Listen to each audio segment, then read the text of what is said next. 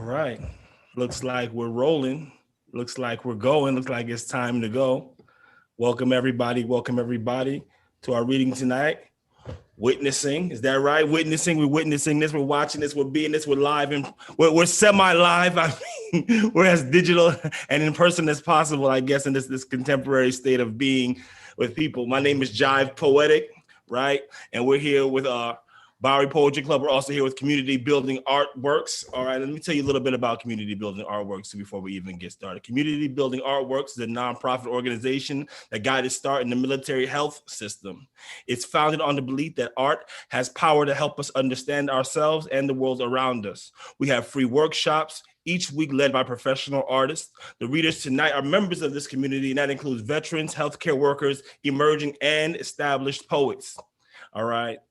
The reading tonight. All right, listen, this is important. We're reading tonight from the upcoming anthology, We Were Not Alone, which was edited by one of our readers tonight, Herat, Alluri. The anthology will be available or released on November 11th, 2021. So tonight we have Kendra Wakefield, we have Arthur Kazakian, Dartinia Hull, Martha Peterson, Pratik Kaur Dhaliwal, Maiden Wood, Ben Weekly, Diana Osbourne, Eric Schwab, and Hari Alluri. And they're all going to share some poems with you. They're going to share some readings with you, some writings with you. And the chat room should be open. The chat box should be open. If you like what you're saying, you like what you're hearing, you like what you're feeling, the vibe or whatever, put some quotes in there. Let the readers and writers know that you're feeling what they're saying to you, right? They can read this, they can see this. We're semi in this room together. So let's act like it. Let's support the writers. And if you're ready to get it going, I'm ready to get it going. Let's do it now. So the first reader we have tonight is Kendra Whitfield. Good evening. I'm Kendra Whitfield, and I am so honored to be here tonight. I'm reading to you from the southern edge of the Great Northern Boreal Forest in Athabasca, Alberta, Canada. My first poem is called Trinity. The God of my heart is silent, beating his muffled drum only often enough to keep my shadow alive. The God of my brain does not accept, nattering to my heart her cronish wisdoms, toothless, inchoate, loud. The God of my soul is fleeting, coming to me on thunderclaps, heavy as crystal, clear as lead. My second poem is called Physic. And if you don't know, physic spelt with a CK at the end is an ancient word or an old word for medicine or tonic. So physic.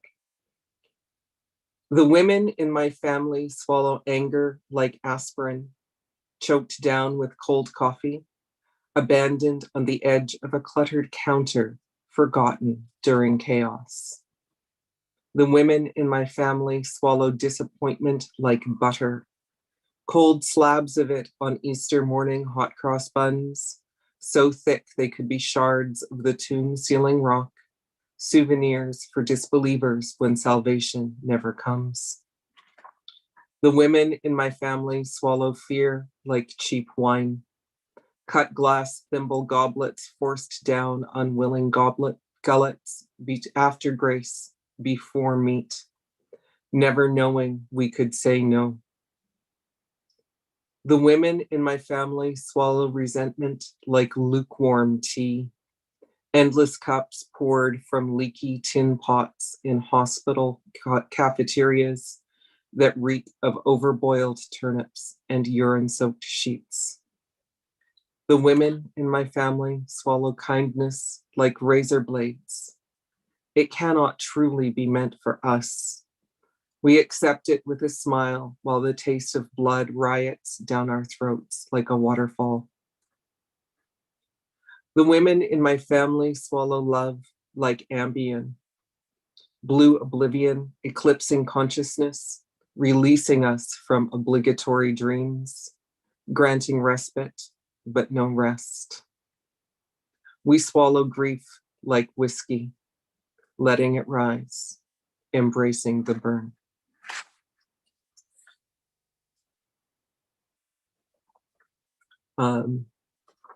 My final poem today was written with one of my fellow readers tonight, Ben Weekly, in one of his workshops. This is what remains.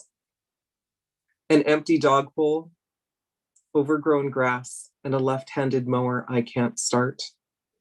Spruce boughs dragging darkness, desperate for pruning. One side of the bed, icy cold. Crates of worthless comic books in careful plastic sleeves. Black knot fungus in the Mayday. Your grandmother's threadbare towels. An ancient pocked elm creaking over the driveway. Moldering paperbacks. The hammock you never set up. The smoothie I made you this morning congealing on the counter. An invitation to a wedding you had no intention of attending, stuck to the fridge with a magnet from the vacation you refused to take. All the things you wouldn't fix or do or throw away are gone now. All that remains is my heart, a scratched and hollowed shell in this abandoned nest. Thank you.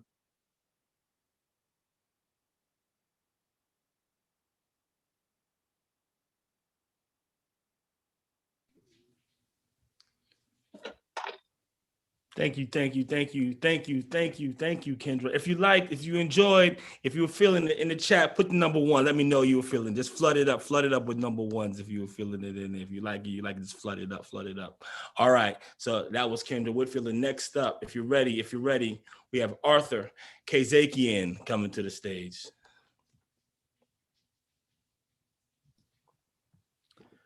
Hey everybody, my name is Arthur Kazakian, and I reside in Burbank, California, land of the Tongva people, and my pronouns are he, him. I'm gonna read two poems for you this afternoon or evening, depending on where you are in the world. First of all, I just want to give a shout out to this beautiful writing community. Without you guys, I would have a very hard time stuck in this pandemic. It has been a life support for my writing and for myself. These workshops are amazing, and they're not just writing, they're mechanisms of healing that I think the entire world can benefit from. The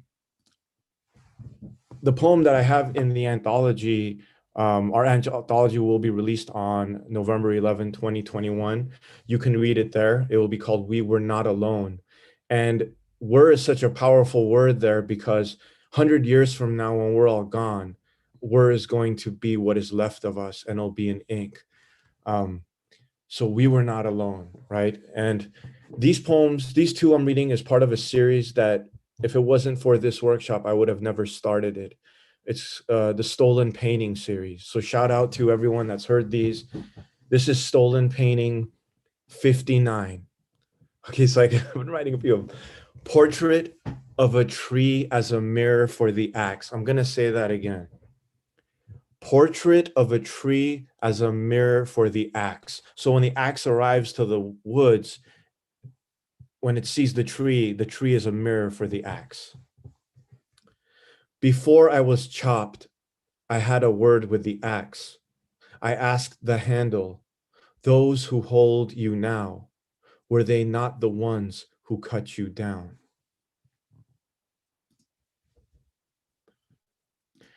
And this second poem is Stolen Painting 60, Notes on Art and the Implications of Execution. There is panache in the general signature amidst a pile of bodies in the center of a blown out church.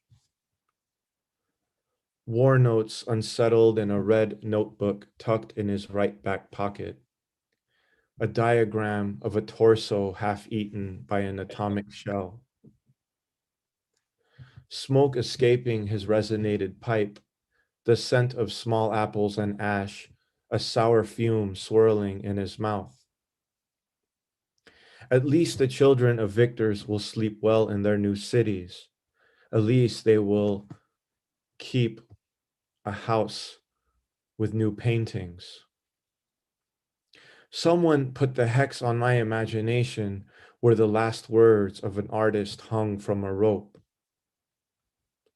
The body of the artist hanging in the air like the general's flamboyant signature. A child turned 7 in a velvet suit the first time she witnessed a bee land on a sunflower, moments before the guards burst through the door. Why do we choose to ignore what connects us was the question that stank the camp. The general's breath smelled of pistachio on the day he ordered the death of 107 artists. Small chunks of nut meat in his teeth when he smiled. The child held her father's painting to the light, and the invisible words help surfaced to the canvas. A family sips tea from imported china across an enormous painting of a woman holding a yellow letter. The artist is unknown. How much for the yellow letter? Taunted a tall man in a white suit. I have lived as an empty theater hidden in the thorax of a fly, where the last words of an artist hung from a rope. The auction was thick with the smell of cigar. Landowners raised hands and battled at the auction over the mysterious painting of a woman from an unnamed painter. The scratch on the bottom left side of the painting's frame was visible to the family sipping tea. The silence in the room about the scrape, the blade, the neck, the screams, the family before, the silence around the scratch and the way it was stripped from the wall. A century later, students doodle little pieces of art in their notebooks the world will never see, while a historian lectures about the tragic death of 107 artists. At lunch, the historian pulls out a bag of pistachios from his book bag. Thank you.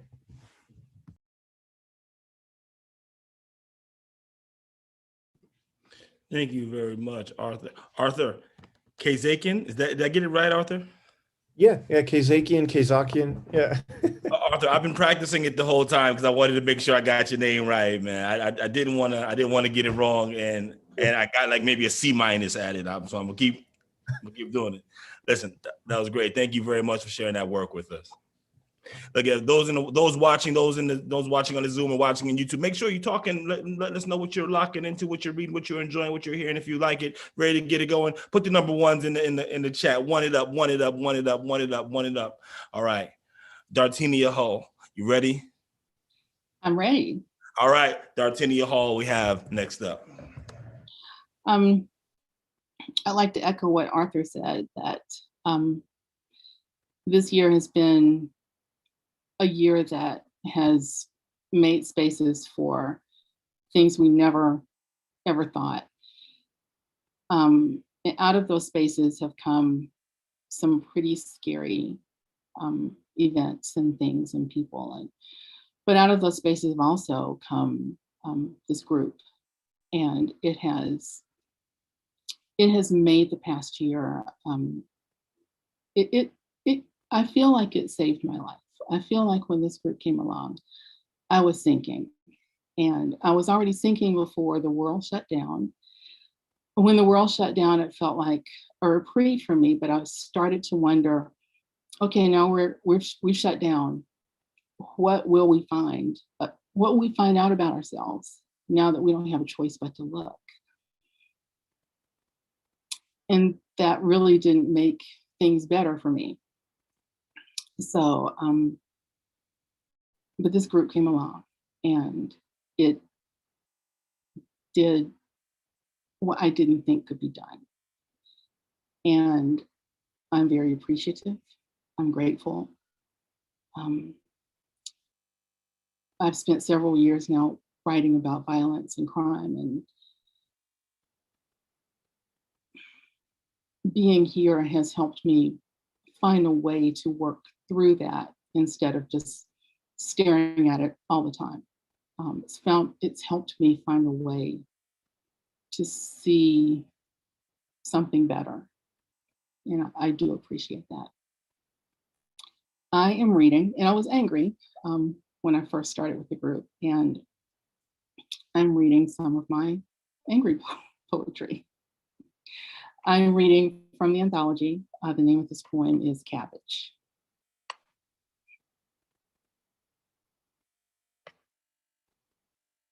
Cabbage. On Sunday, I clocked a window. I whirled around and slammed it with the back of my fist, my right fist, the one I'm writing with. The impact sounded like sex that I kind of remember. Shock twisted up my arm, but I didn't flinch because my husband watched and he needed to know I meant what I meant. I impressed myself.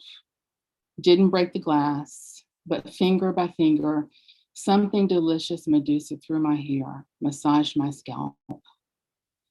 That sound, I had to get out. I turned toward the back door, wild and hungering, and on the way down the hall, past the overflowing bookcases, gotta clean these things, past the table, marble inherited, rammed the same fist into a wall, also didn't break, that has a thermostat that will talk and will tell you the room is too hot, or too cold, or too blue, or too green, or. Call me a liar, but this felt like I sunk my teeth into the softest peach, still warm from the roadside stand, or into the thickest bottom lip. And then I found a rhythm, tearing through the house, pushing mail from the bar stools, magazines from the counter, and feeling fine about it, wondering if my hand or my pinky finger was broken, call a teledoc. But this felt necessary, like bourbon or death or books or pink. Plus the teledoc cost $45, and I'd rather buy shoes. On the way out the back door, I picked up a cabbage from the kitchen counter, hurled it outside and through the trees, watched the purple lumps roll down the slope, willed it to slide into the neighbor's yard and settle beside their playset. I imagined the looks on the faces of the little ones. They'd think of a magical cabbage. We will not have coleslaw for dinner. I imagined myself Wonder Woman, hair flying outward, a burst of electric light, smoke, a gold lasso that chokes lives, or storm, elemental energy directed to a space that should shatter and crash, spilling diamonds on the hardwoods, but didn't so much as crack. You might thank me. I'm least trusted when quiet and still. Then you know I'm lighting a match. I never see myself as Claire. This week, I'm Kamala, smiling, wearing pearls while slicing and ducking and chopping, insisting, and shaking my head at an insect that sniffs out shit better than 47% of the electorate. I never see myself using the word electorate. That cabbage hadn't hurt anyone. My husband, the feelings I don't admit. The wall and window, innocent. Well, sometimes one needs to salute the absurd and pull a Bruce Lee on a window. I've been letting others pass, insisting that they drive through my spirit and throw their trash out the window. I'm tired of seeing lip moves, yet saying nothing I can comprehend, my lips included. That damn lasso. If you asked me what was the matter, we'd be here until the second coming, which might be 1,000 years away after my bones have dissolved, or might have been yesterday. I'm tired of it, all of it. A new it arises each day. I can't keep up with the its. They're like stars, galaxies. I'm not inviting you to take my power, nor is my power being given as a gift. Pick any it, there's the truth. In my mind, I'm swimming, bathed in salt, perfumed by last night's bourbon, unlined and ungrained, wearing Chuck Taylors and that bikini that had lost the elastic and slipped off with each barrel wave. Didn't matter. It was only breast, and if people hadn't seen breast, well, they could consider this their science class, pass, fail. I still wear the chucks, still wear last night's bourbon. What's left is a bruised hand and no cabbage.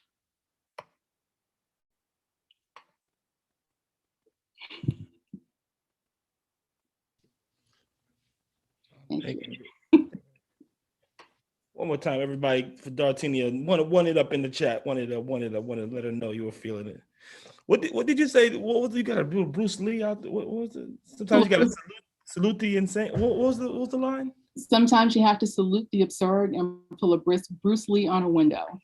Oh, well, write that down. That's a t-shirt. Just gotta write it down. That's a t-shirt. Window. That's amazing. Listen, thank you very much. Thank you very much. Everybody, if you like it, if you love it, let her know in the chat. Comment it up, one it up. Thank you, Dartinia. And next up, we have Martha Peterson.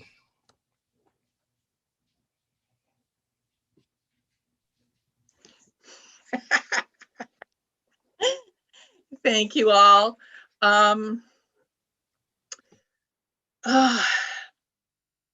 This group has been magnificent. I'm so glad I found it. And thank you all for always showing up. One of the great things about this group is that we do more than poetry. So tonight I'm going to read not a poem. And this will be in the anthology, and it's called How to Feed the Black Bears. In order to attract black bears, you must make your yard appealing and fun. Many people find bears attracted to their homes and yards without invitation and go to great lengths to dissuade them. However, if you want them there, follow these simple steps. Step 1, generate edible garbage. Fish skeletons work, so does old hamburger, cooked or not. Make sure it's smelly. Bears don't like flower-scented food. Anything with honey is good. Start raising bees in the backyard. The bears will attack the hive and eat the yellow dripping honey while being attacked by bees.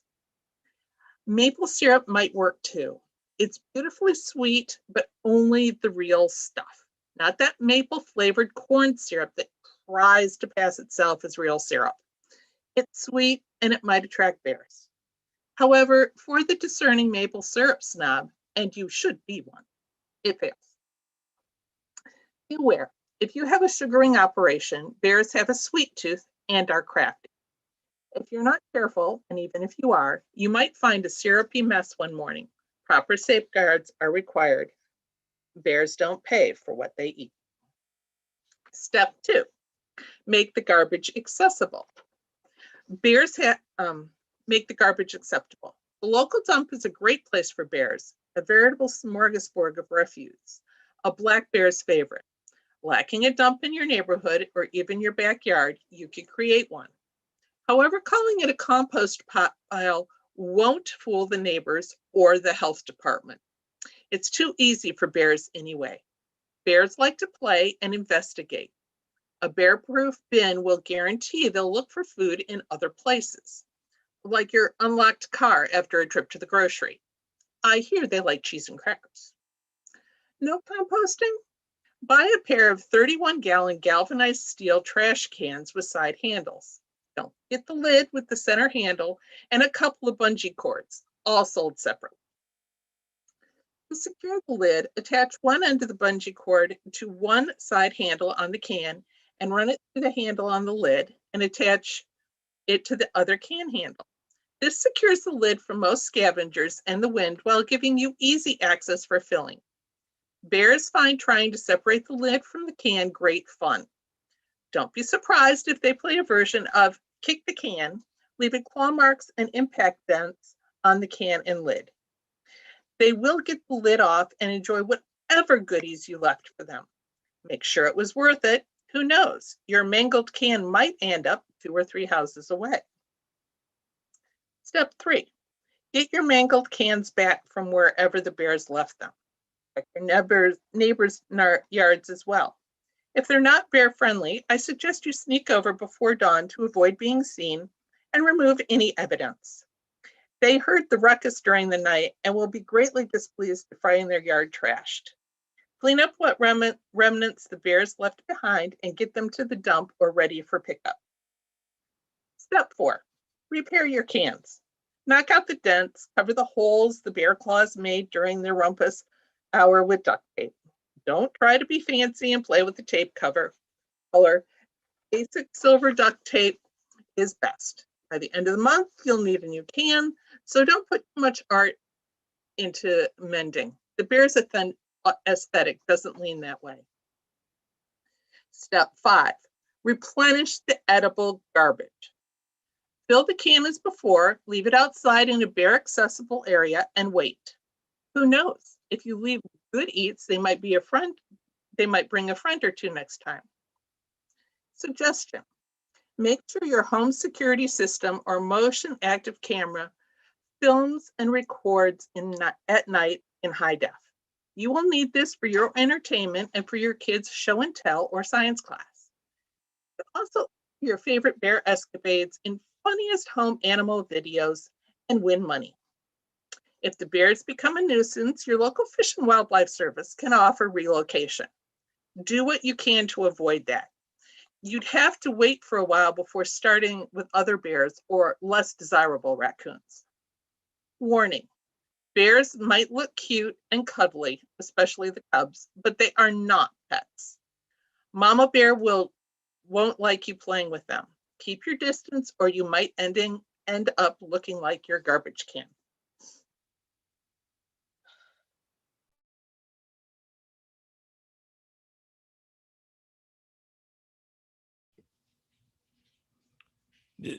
Yes, that's a valuable lesson. All right, everybody. You know, just so you, Martha, just want to thank you for saving everybody preemptively. Okay. I need a copy of that. I've never been around bears before. I'm confident you will keep me safe. I'll do my best. I believe in you. I believe. All right, everybody, if you enjoy Martha, want it up in the chat. Emoji, fire emoji if you can. If you have the ability to fire emoji, please do it. And next up, we have Preeti Kaur Dhaliwal. Gonna read some pieces for you. Are you ready? I'm ready. I am calling in from the unceded territory of the Musqueam, Squamish, and Tsleil-Waututh peoples, echoing what everybody else here has said. Oh my goodness, these workshops have kept me alive. My heart is thudding right now. I think it's really rare to feel new love during this time. To have so much love and be able to give so much love to the people in this group has kept my heart beating all this time, my little cold brown heart. I'm gonna read two pieces that I mushed into one. Also, I come from a fiction, nonfiction background. So this is my first being in these workshops for the last year is the beginnings of my poetry exploration, which has been beautiful because my mind, I don't know about everybody else, but my brain does not work the way it used to, and poetry feels good during this last year. All right. I created a story of grief. Out of the quiet emerges a friendship, mistaken as a donation plate for lust and loneliness. Skin that touches itself but stifles its stories. Longing shredded with intention rearranged, juxtaposed, and fixed. A metal slot becomes a canal, whispers meaningless. The sky says you are still worthy. The pigeon is actually a seagull and it says nothing at all, it's just looking for food. Bread, attack. Dairy, attack. Ragweed, attack. Grass, attack. Cat, attack. Dust, attack. My body attacks itself, becomes tender instead of finding the tenderness it longed for in the quiet. Out of the quiet emerges the harm, the consequences of history, the physiology of coming home. Breath shortens, feet burn, hair falls, scalp angers, a lineage of sadness and bad omens. Out of the quiet emerges thoughts that are not mine, placed in the metal slot, delivered, ripped from an envelope, resealed in the recesses of my psyche, teaching me to attack myself. What could my body do but follow suit? Out of the quiet emerges the loss. A child throwing rocks at her own heart, trained by a mother who learned from her mother, by a father who tried to hold the rocks but couldn't, so he swallowed them, hoping they would disappear. But his heart sank to the bottom of a well that no one uses anymore, 20 feet from where his mother died, 2 continents away while his body sits on stolen land. Trained by a sister who learned it from the mother, who tried to throw the rocks at walls. The walls held dents and marks and holes but couldn't hold the rocks. Only another body could hold those. The smallest body could hold the most rocks. Carry them, swallow them, smash them once in a while, hide them amidst ocean, bark, and cliff, occasionally gift them to those who knew the art of alchemy, but that was not enough. The rocks are still in this body, heavy and ancient, asking questions, asking a body to stop and listen.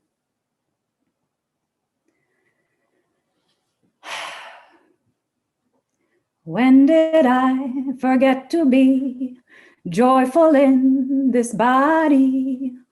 Oh, when did I forget to be joyful in this body? Relearn the difference between a crumb and a feast. The petals of a wilting rose are not abandoning you. The leaves dry and crackle beneath my feet, barely a print left behind, as if my steps were never there. My weight decompresses. You reintegrate like prasad between my palms. My hands come together in prayer.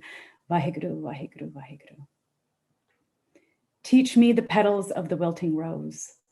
Teach me falling back to the dirt. Teach me the limbs of a banyan tree.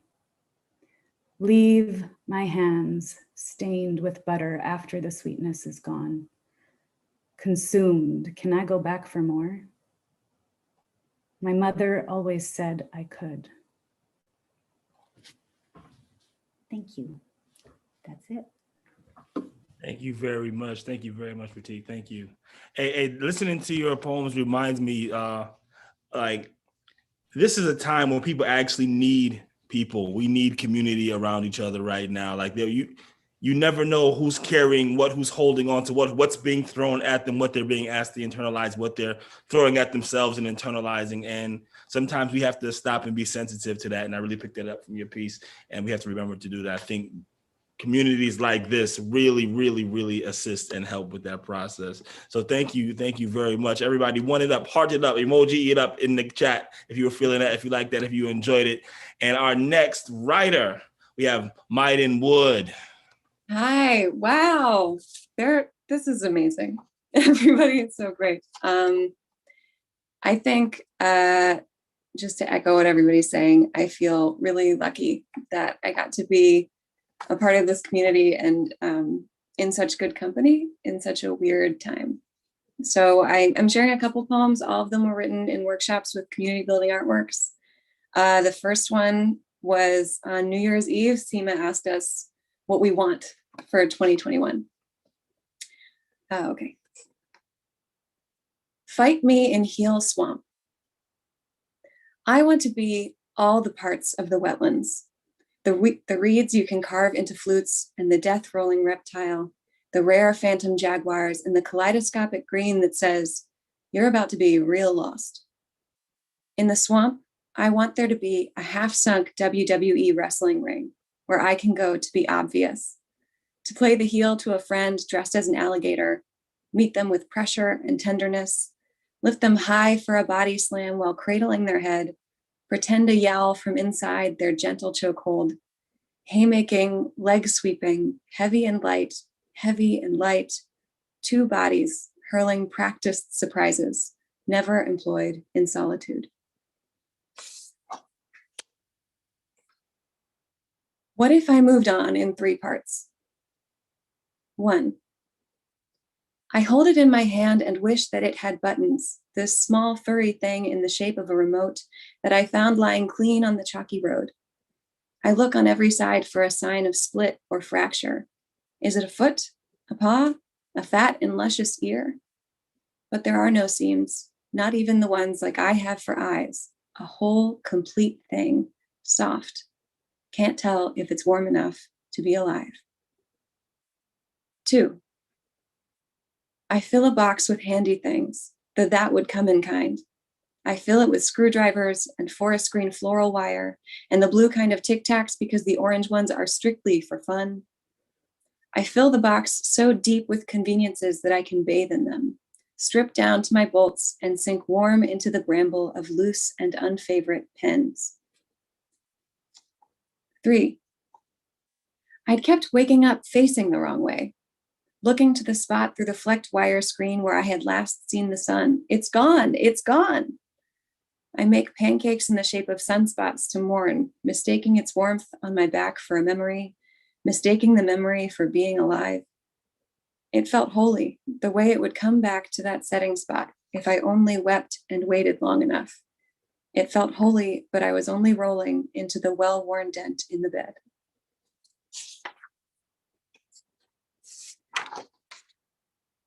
Advice for those whose moth got out.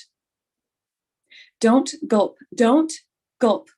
Don't let him hear your cartoon fear. Part of you may want to mend the hole that appeared in your pants late Monday after you closed the moth into a zipper pocket of your cargo shorts. Good for all keeping, but the keep him from chewing kind, but the keep him from going kind. Instead, rent a go-kart and floor it around the loop so freaking fast, right through that cloud of summer gnats.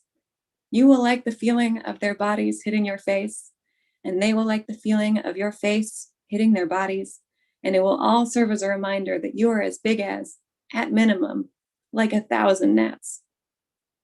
When the moth knocks your lamp off the end table, don't say I'm right, don't say you're right. Instead, eat popcorn for dinner and make peace with the moth's concussion love for a bright irresistible. And as you seam rip the holy pocket out, consider how violently the moth loves a bulb and reckon it was pretty vicious to gulp him into your cargo pants in the first place, zipped up in an unspoken dark. Thank you. One more time for Maiden, please, everybody. Maiden, listen, when you introduced the moth, the whole chat was like, oh, thank you for bringing. Thank you very much, everybody. If you enjoyed it, if you liked it, put some ones or some fire emojis or something. And then poets, writers, performers, readers, make sure you put your social media or contact information so people can follow. They can stay up on the work that you're producing, the process, the journey, or just to talk to you about this. Okay, next up, we have Ben Weekly. Hello.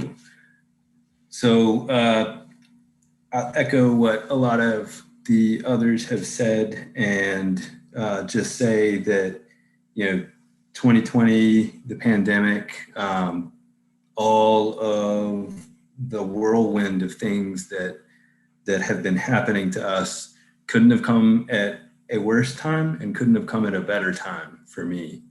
And I never dreamed that I would have more community with people that I'm separated from by hundreds or even thousands of miles, and only interact with over video than I have anywhere else. So this community has welcomed me, and this is necessary, and this is survival. So I'll start reading. I'm going to read 4 poems that I drafted in workshops, and y'all are probably going to hear my hound dog, but that's okay. All right, this is called I Meet Afghanistan Beside a Dirt Road Cut into Mountain. Afghanistan appears as an old man with hazel eyes, sunken behind the furrowed skin of an almond face, marked by years of sun, work, and death.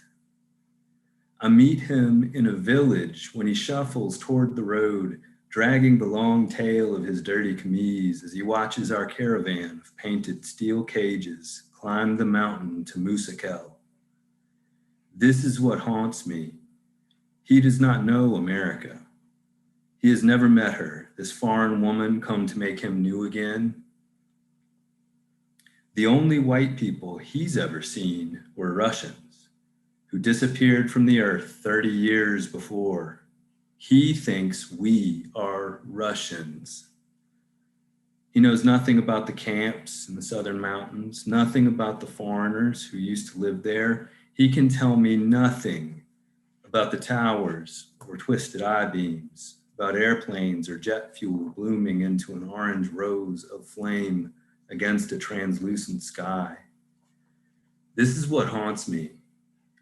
He is still there in a village cut into rock below Musikel, where we left him 10 years ago.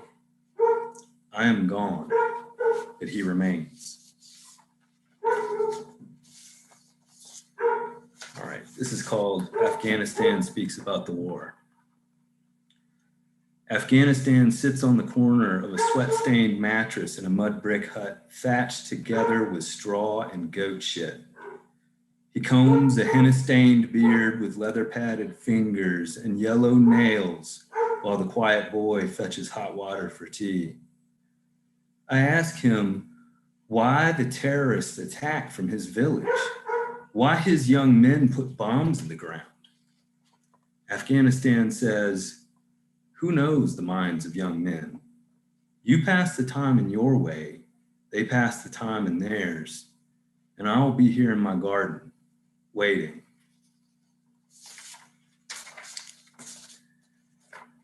This is called The Wooden Elephants of Herat.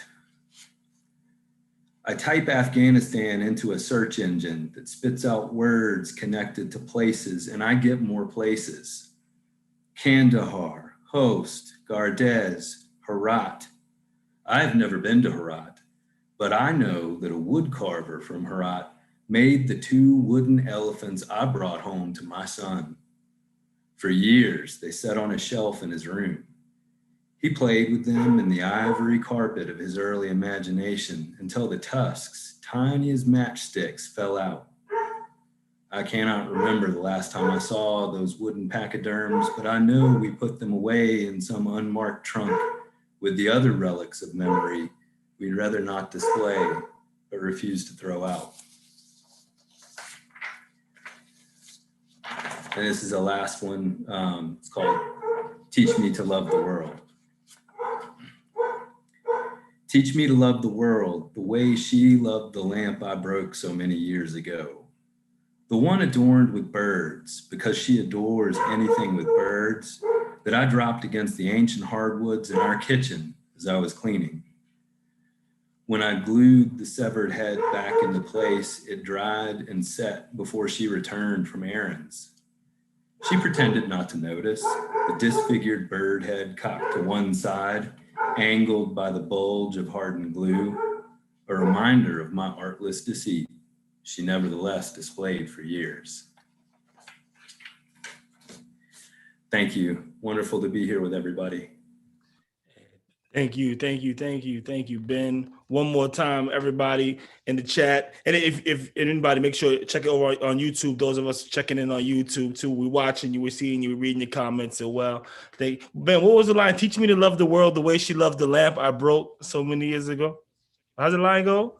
Yep, that's it. That's exactly. Man, love the world. That man, listen, that's slick. It's language right there. A lot of lamps. You broke it. Stop breaking up the lamps, man. Listen, everybody, one it up for Ben, everybody. Thank you very much, man. And next up, we have Diana Osbourne coming to the virtual stage. Coming from the virtual stage from some small town in Virginia. I'm about 100 miles into a 2,000 plus mile walk on the Appalachian Trail, and was lucky to get to town tonight. When I saw that a town was coming up that might have Wi-Fi, I figured it can't be any worse than the Wi-Fi I normally have at home in rural Vermont.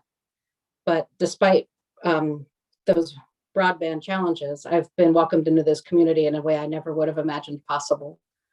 I'm a pre-April life. I was a paramedic. And in my post-April life, I'm hiker. And I'm trying to make do here with the phone in a weird place and read from it at the same time. So here we go.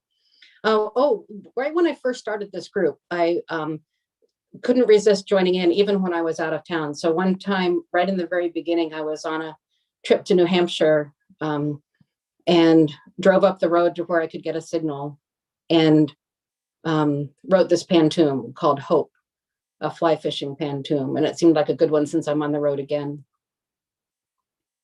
Hope, a fly fishing pantoum. Venn diagram of grief, ripples in still water. Where circles cross paths, we feel the same. No matter who we are, we grieve, we mourn, we sob, we drown. But a precious few can cast their way out.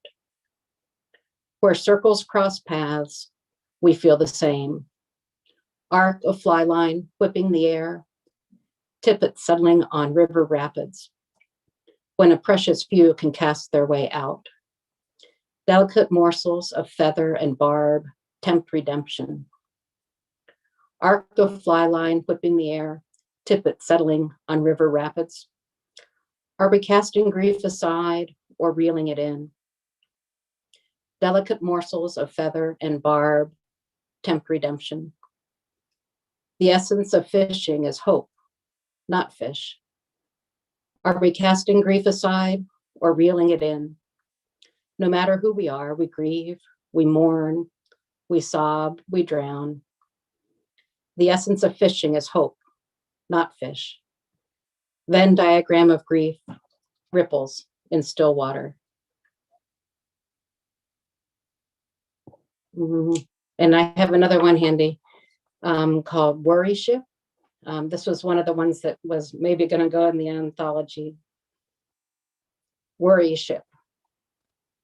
And I'm not really saying worship wrong, it's worry ship.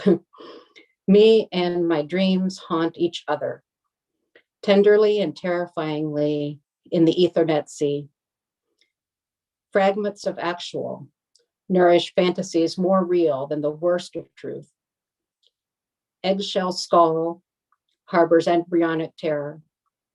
Efferent, afferent nervous system signals, billions of megabyte starfish synapses.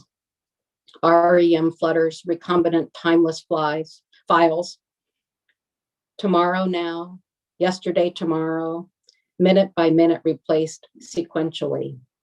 Like boards of that mythical ship. How many till it's no longer the same?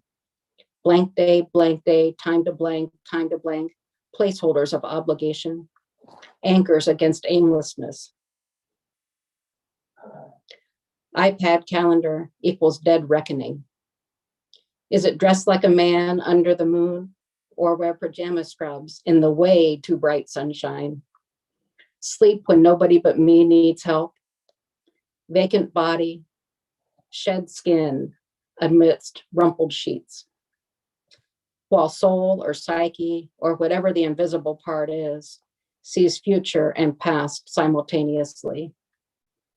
Tsunami of salvation deposits totally usable driftwood planks. Reconstruction of a hole made watertight with a tar smear of absolution.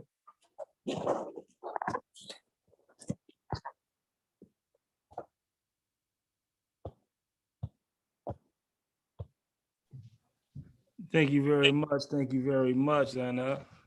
And so you are where now? Where are you in a remote location? I am in an undisclosed location in Virginia. I walked about 100 miles to get here, and I just took a shower, which I'm sure you all will be glad to hear. And I have about 2,000 more miles to go. You hear that, people? And I feel like this is just so amazing to be here because these guys are like my heroes. And I'm like the new kid at school. I'm like the freshman, and they're like the seniors. And there's no clicks. They like let me in.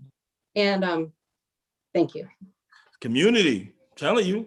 Walked 100 miles. Community. You see that? You see that? Thank you very much, Diana. All right, listen. Next up, we have Eric Schwab, everybody.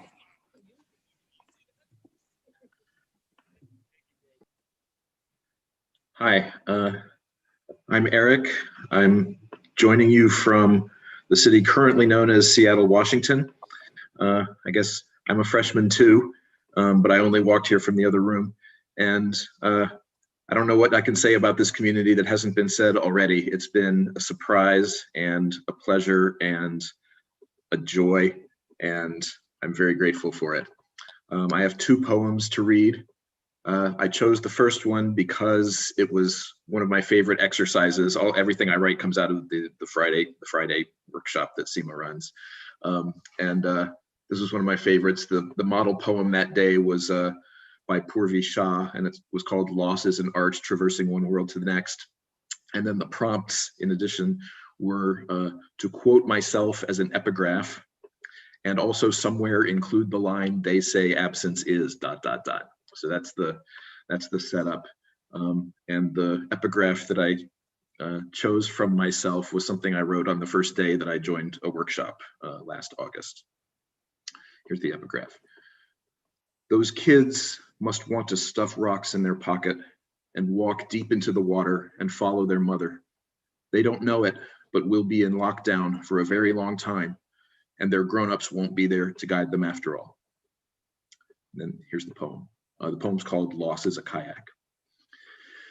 The ink would be smearing on the first page of my notebook, but this is a Google Doc from my first zooming in just after my friend's suicide, when I imagined her kids, 13 and 10, standing on the shore of Puget Sound as they did, attempting to launch paper boats in their mother's honor, or in their still fresh memory of her, or in their anger, or her sadness, or what.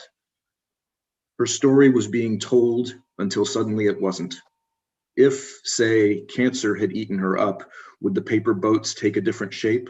Would they float truer towards a truer destination? Would the artist formerly known as Prince be waiting on the other side with a song in the pouring rain? Would he give us a guitar to wear like a coat? Would all our music sound different? They say a hardtop Buick rolling down the highway in a thunderstorm is a Faraday cage canceling the effect of lightning. They also say that absence is the absence of a story, just 2 lost kids rubbing sleep from their eyes in language class.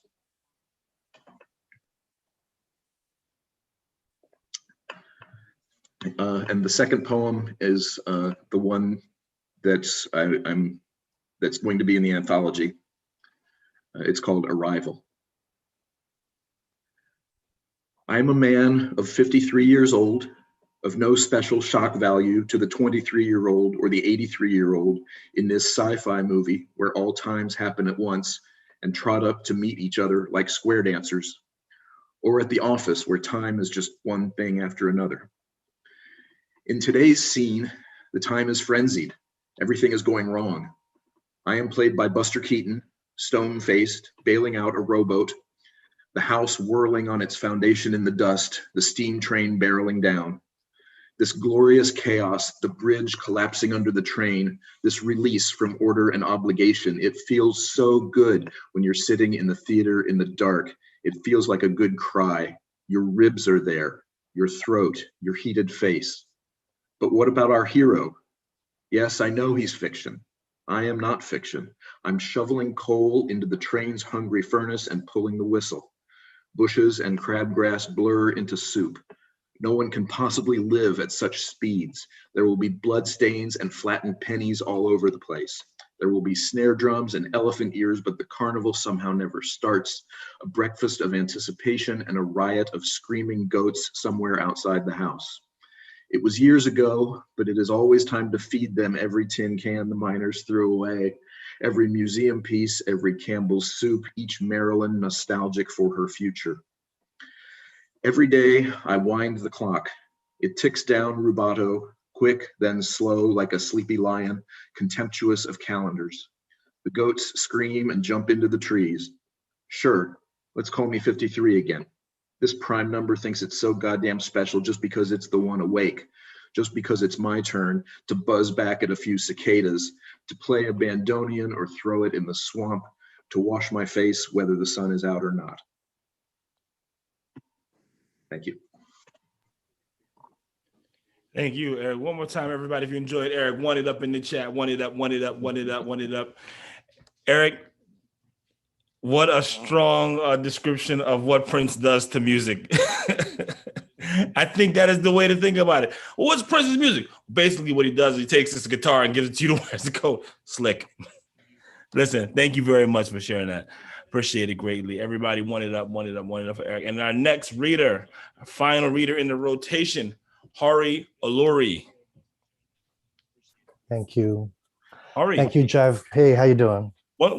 First, thank you for being here, Hari. Before you start, can you also, because from what I understand, if my math is correct, Hari, you are also the editor of the We Are Not Alone anthology, dropping November 11, 2021. Is that correct? That's correct. Is that correct? Can you also tell us a little bit about the anthology too before you Absolutely. I mean, it's this moment, thank you. It's this moment coming up on a year separately together. Seema was like, we're going to have to do an anthology. So much amazing stuff happens every week. Regularly, weekly, we'll be, listening to each other read, and the end of the thing will be like, we need an anthology just for today. So when the chance came, we took it. The folks who read today are the group of folks who read through all of the pieces that people sent and made the selections for the anthology. So I'm so thankful to be sharing this space with y'all. Thank you for having us. Jive Poetics, Mahogany L. Brown, Bowery Poetry Club, Seema Reza. Can everyone just like make a little, can you throw some ones in the chat for Seema and just Seema all day. Community Building Artworks. If I start to speak too much on how grateful I am, I won't be able to read. So I'll just say thank you one more time. I pulled a card for today's reading, and like after listening to what everybody said, like I feel like I'm just reflecting back what's been in the room, and it's thinking of the idea of witnessing. The card that came was card 21 in the major arcana, and that's Kapwa, the circles of us. As Janalyn Umipig writes in the Kapwa Tarot, Kapwa is the lesson, the value, the truth of the shared self, the self and all other beings and things. This card reminds us that there is no separation, that separation is an illusion created to make us forget that we belong to each other. 1. Holder of Shadows. This is a poem in the voice. If you know the Last Airbender, Avatar, The Last Airbender, this is a voice of one of the characters, Hama, and some information from Fandom Wiki. Bloodbending is a specialized subskill of waterbending that allows an extremely advanced waterbender to take hold of and manipulate the fluids within an organism's body, allowing the bender to move the person's muscle. When I say bloodbend, I mean the catastrophe I found a way to become. To live with surviving the end of my own people, a residue of moon. I mean the tides reminding magnets how big attraction is. You don't need to speak planets and stars. They're blood too. I mean a prison designed to render my discipline useless, breaking out of that. No question, I plumb down to my cruelty. I mean the invention of another form of key. The hand who would extinct me, torqued, as in puppet. When I say crouching, I mean moon. No matter the partial phase we see, realized and full. Like anyone rendered enemy by empire, arrested. I mean for us to bend toward what powers us. I mean we dance inside ourselves even when we're still. 2. Equinox. For Julie, who's sitting right here doing work, after Maggie McPherson, after Jennifer Maramba and Marcella Kroll. I do my best to be as statuesque about it as I can. Ask my body, please relax into receiving for hours the tattoo needle, piercing as does spirit my chest and chest again.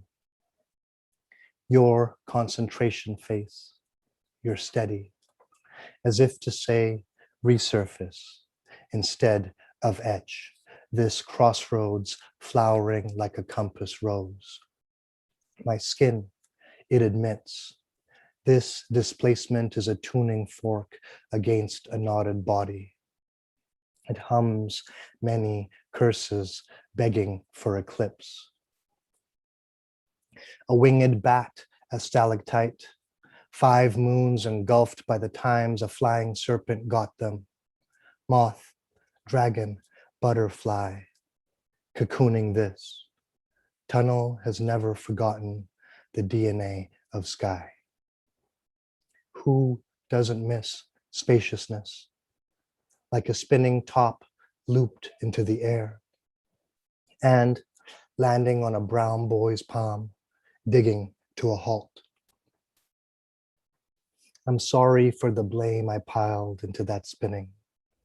I'm sorry for the way my doubt can fill a room like smoke, stick onto your clothes and seep,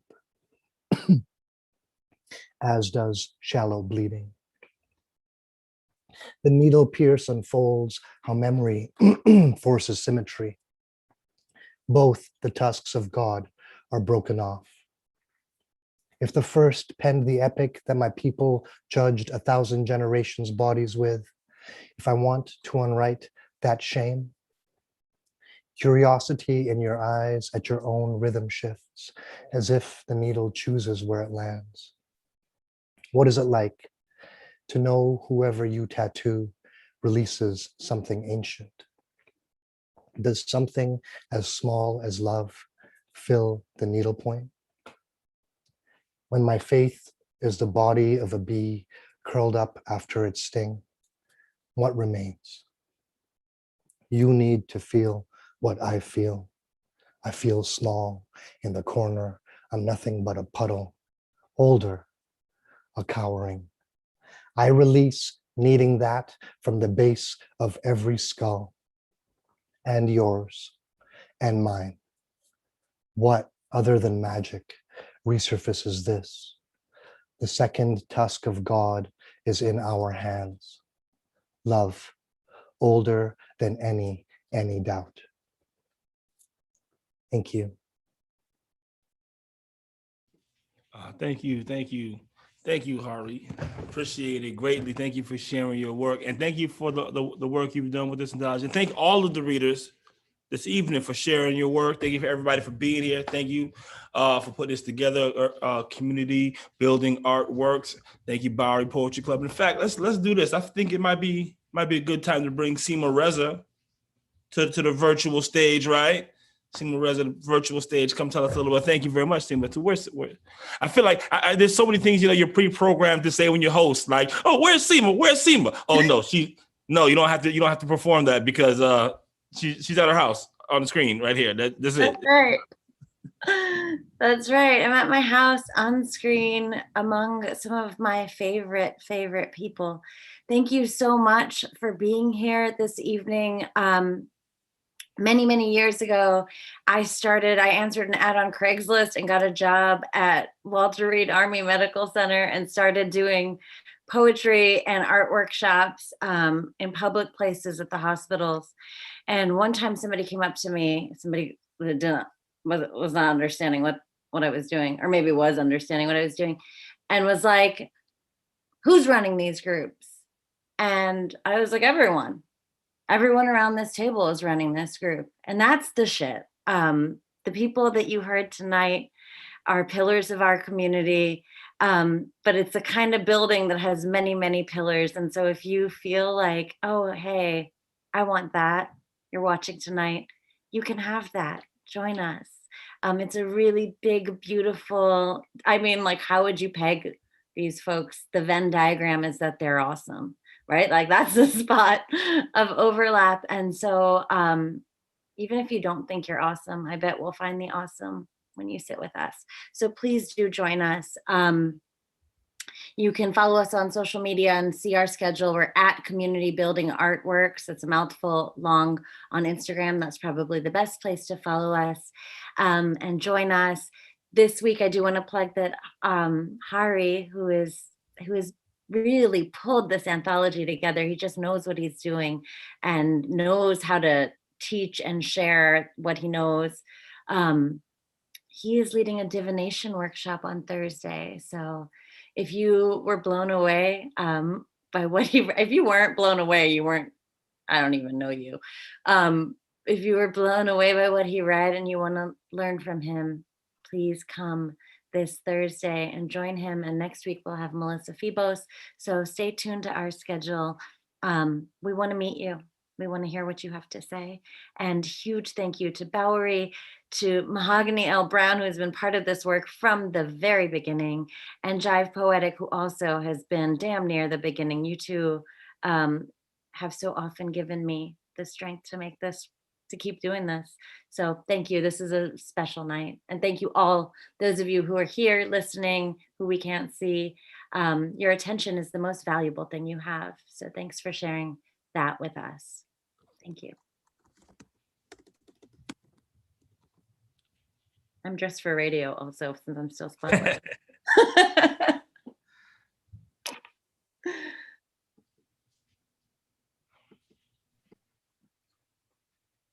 I feel like I should just keep talking. Is that what we're gonna? No, please don't do that. I'm gonna sing. Mo, you know I'm gonna sing if you don't unspotlight me. I actually was hoping that you would sing us goodbye. So go ahead, give it a go. I'm gonna sing Boogers for you. Boogers. There's a song, Jive. This is Mahogany L. Brown's favorite song. How is this? Okay. Can you put Jive on too at the same time so people can see his face while I sing this? To make that happen? They actually can see everyone. They can see everyone? It's the internet. They can see everything. No, don't say that to me. I'll never sleep. Okay. All right, here it goes. I'm working on this album called Rude Songs Sung Out of Key. And this is from that album. I like a sneeze with boogers. I know you heard me, sugar. I like a sneeze that drips. I like a sneeze I can sip. I like a sneeze with boogers. That's it. That's the whole song. You don't need more than that. Everyone should wave goodbye now. He wants to sneeze, she can sip. That is, what better way to say goodnight, folks, than guys, it's the range. It's the range. Much love. Thank you all. Beautiful. Peace. Beautiful.